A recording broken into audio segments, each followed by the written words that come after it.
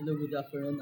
Yung papakita ko naman dito ngayon ay halimbawa tungkol sa pag-edit naman ng mga pictures using ChatGPT.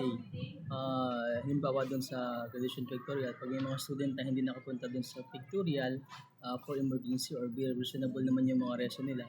So what we're going to do is, kawawa naman di ba kapag nakalagay doon sa LED screen, i-scroll logo lang yung pagtawag ng kanilang mga pangalan. So kailangan na lang natin dito ngayon isang picture ng student na nakatin sa pictorial at isang student na dapat naka-front yung kita lahat ng mukha, yung tenga, saka hanggang sa balikat yung picture niya.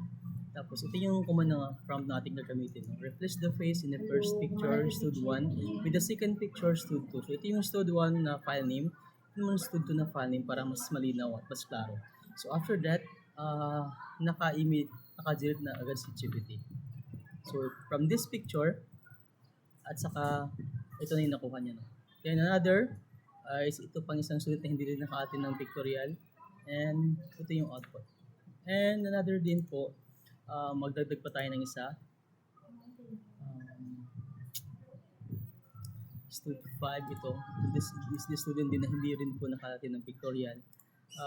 Yung prompt is very simple na lang po. This one also tapos. Antay lang natin na ma-upload yung picture niya. Then click the enter po. So, analyzing image. I think it is less than 1 minute lang naman ay ma-produce na agad ni ChatGPT yung picture ng student.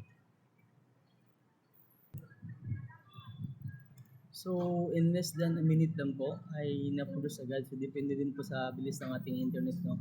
At na-produce agad ni ChatGPT yung picture ng bata.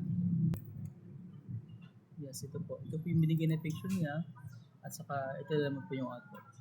Thank you so much, and God bless everyone.